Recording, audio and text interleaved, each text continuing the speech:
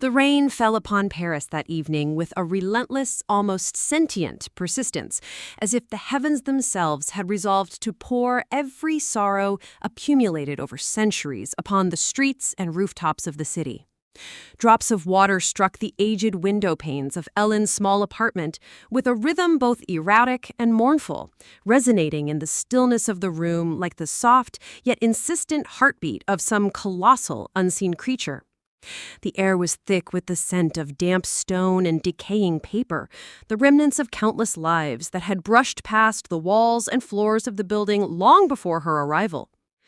Ellen sat at her desk, a structure of dark wood marred with scratches and dried ink stains, each imperfection a silent testament to her solitary years spent weaving words into fragile, ephemeral worlds. She was 35, slender, with gray eyes that seemed perpetually veiled in a half-sleep of contemplation. Her gaze, though weary, held the faint glimmer of an unquenched curiosity, a restless desire to pierce through the fog of life and grasp some elusive truth. A narrow candle burned on a brass holder beside her. Its trembling flame cast quivering shadows across the room. The faint draft that slipped through the slightly open window made it dance, weaving fleeting patterns upon the walls that might have been mistaken for phantoms, were it not for the gentle, persistent tick-tick of the old clock on the wall. That clock, a relic passed down from her mother, measured time with a gravitas that seemed almost physical. Each second was a laborious step forward in a march neither to be hurried nor delayed. The long hand crept toward 3 with the solemnity of a monk pacing the nave of a cathedral, carrying a candle that had burned for 100 silent prayers.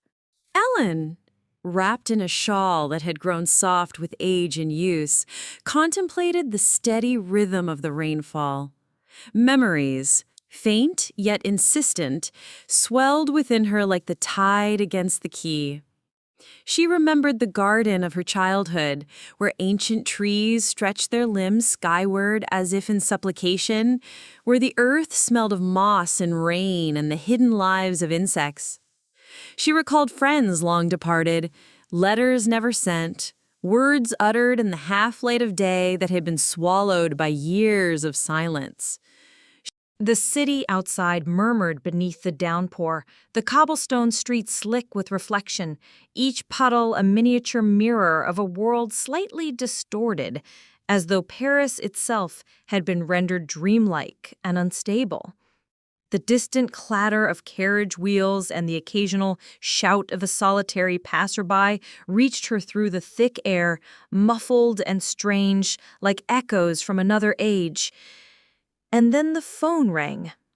It was not a normal ring. Its tone was elongated, metallic, resonant, an intrusion from some forgotten corner of time, echoing like the tolling of a bell in a deserted abbey, calling forth memories and fears buried in the deepest recesses of the soul. Ellen's hand hovered for a moment, trembling slightly, as though she could feel the weight of the unknown pressing upon her palm. The first ring cut through the silence, sharp yet hesitant, and then, again, insistent. She took a deep breath and lifted the receiver. "Ellen, listen," the voice whispered, almost breaking, almost trembling. "Leave tomorrow. Do not go outside. Trust no one." It was a woman's voice, yet hauntingly familiar. Not the voice she had known in the present, but a version aged, cracked, as though it had traversed long corridors of time and memory. It was her own, yet not her own, the echo of herself from some distant, unseen future. Who are you?" she asked, her lips barely forming the words, her voice trembling as the candle flickered and shadows leapt across the walls. I am you," came the reply. Faint, deliberate, but from a place you cannot yet see, from a time not yet lived. Hear me carefully. The sound of heavy, uneven breathing lingered on the line, as if someone had run a long distance in darkness and now paused, suspended between fear and necessity. And then, with a subtle click that seemed impossibly loud in the stillness, the line went dead. Ellen sat back, her heart hammering, staring at the receiver as if it had become an object of both dread and revelation. The candle flame danced, mocking in its quiet persistence, and outside the rain continued its ceaseless descent, drumming against the glass with the rhythm of inevitability. That night, sleep fled from her eyelids. When she closed them, she found herself wandering the streets of a Paris both familiar and alien, shrouded in mist. Shadows stretched unnaturally, curving around corners and bending over the cobbles like elongated phantoms. She heard the ring again, always at 3, always urgent, always calling her towards something she did not yet understand. By the second night, Ellen attempted to rationalize the experience. Perhaps it had been a trick of her imagination, a phantom conjured by solitude and the endless patter of rain. Yet, deep within, a quiet terror stirred, a feeling that something profound and inescapable had begun, threading through her days and nights like an invisible, unbreakable cord. The third night, the call returned. The voice now carried urgency, desperation, and a hint of despair. Time is short. If you remain tomorrow, they will take everything. Remember the sound of the rain. This is not the last time we will speak. As the nights wore on, Ellen began to record each call, each fragmented message, in a worn notebook. She charted the details, streets, names, times, and visions that accompanied each voice. She pieced together a map of her own destiny, an intricate lattice of danger and revelation. Sometimes in the quiet hours, she would hear other sounds on the line, whispers not entirely human, a scratch of fingernails over stone, the faint rustle of unseen wings. It became a nightly ritual, the ringing, the warning, the writing, and the lingering dread that each dawn would bring news of some unseen consequence. The candle burned lower, the ink on the page smudged by her trembling hands, and outside, Paris itself seemed to hold its breath, listening. The city, with all its history and ghosts, its laughter and sorrow, became a stage for an unfolding drama of time and memory, of choices yet to be made and futures that might never come to pass. And then, at last, the voice spoke in a manner more solemn than before. "I am late. Everything is closed now. Ellen."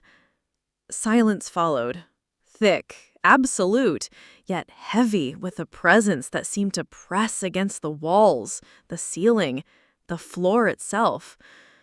The rain fell with renewed intensity, and Ellen felt deep within her chest the weight of a truth she had not yet fully grasped, that the past and the future were entwined, that she herself was both prisoner and guide, and that each choice, each trembling step, each word written and spoken would echo beyond the confines of the small, rain-washed apartment into the vast, unknowable expanse of time.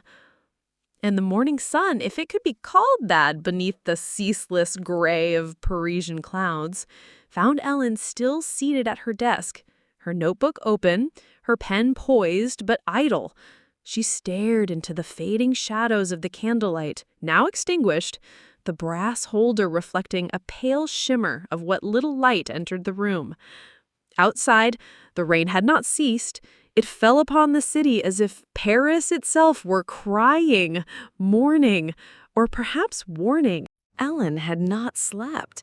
Sleep was a visitor she had banished, shunned by the relentless pull of unseen time.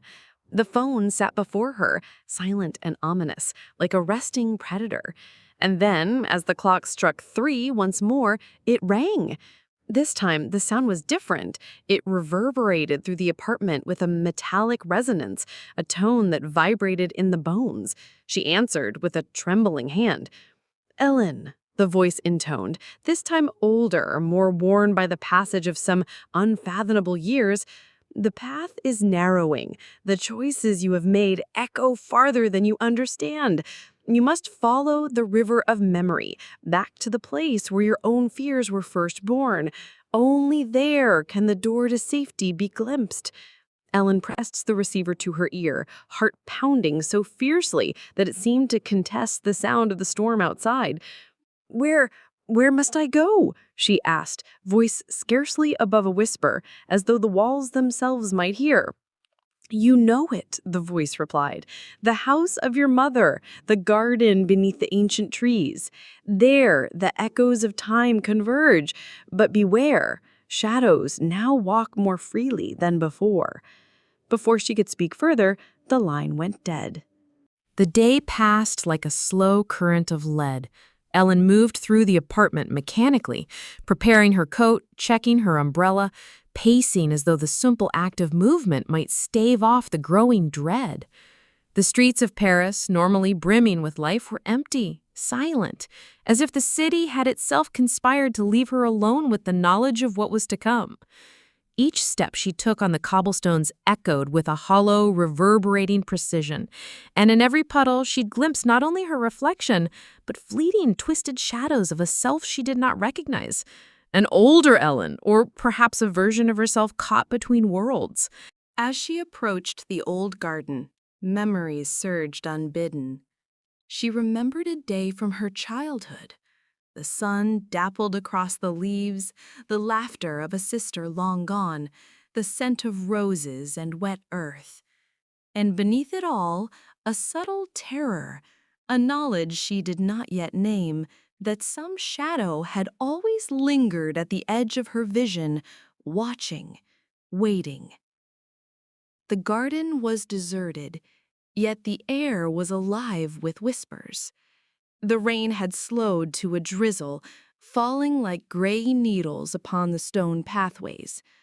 The trees, twisted with age, groaned and shifted as if breathing. Ellen shivered, though not from cold alone. And then she saw it, a figure, indistinct, formed from the mist, standing beneath the largest chestnut tree. It did not move, yet she felt it watching, measuring, and judging. The voice spoke again, though no phone was near. Do not falter. Step forward, but trust neither shadow nor light. The one you seek is already behind you, though you do not see. The key is the past, but the lock is the future. Ellen turned quickly, but no one was there. Only the soft murmur of rain, the rustling leaves, and the echo of her own heartbeat filled the space. Hours passed, or perhaps only minutes, time now a slippery, indistinct entity. Ellen felt herself caught in a web of memory and prophecy. She recalled the first call, the warnings, and the countless scribbled notes she had amassed. Each fragment now seemed to pulse with significance. Each scribbled street name, each reference to shadows, each mark of ink forming a map she could not yet fully comprehend. And then came the sound, a low scraping, as if claws raked across stone, followed by a faint whisper, unmistakably human, though hollowed and distant. It called her name, softly at first, then rising in intensity. Ellen's pulse quickened. She knew, with the certainty of dread, that the boundary between the world she walked and the shadowed world spoken of in the calls was thinning. She stumbled backward, and the figure appeared again beneath the chestnut tree, closer now, blurred but undeniably there. Ellen's breath caught in her throat. She reached for the notebook as if the words themselves could shield her from what was coming, but it slipped from her hands, landing with a soft thud that resonated through the garden like a death knell. Ellen, the voice rasped again, now all around her. You must remember, the garden, the chestnut, the path you did not take. They converge. Choose wisely, for one misstep, and the river of time will sweep you into oblivion. She ran blindly, her feet slipping on wet stones, the rain now stinging her face like shards of ice. She felt the shadows behind her, pressing, twisting, advancing. The figure of herself, older, fractured, appeared intermittently in each reflection, each puddle, mocking her, warning her. She stumbled through alleys, through empty courtyards, and finally reached the place she had feared and longed for, the gate to the old house of her mother. The lock of the gate, rusted and forgotten, opened with a reluctant groan. Ellen entered. Inside, the familiar scent of aged wood, soil, and roses enveloped her. She felt the weight of years, the accumulated grief and love pressing in. The voice spoke one final time. "Step into the room of mirrors. There you will face yourself, both living and yet unseen. There the last call shall answer all questions, but beware, for the truth can shatter more than it can free." And as she crossed the threshold, the shadows seemed to curl around her, and the rain outside fell harder, drumming a relentless rhythm against the roof. The hour was 3 as always, and Ellen knew that this moment, this crossing, would define the boundary between life and the echoes of tomorrow.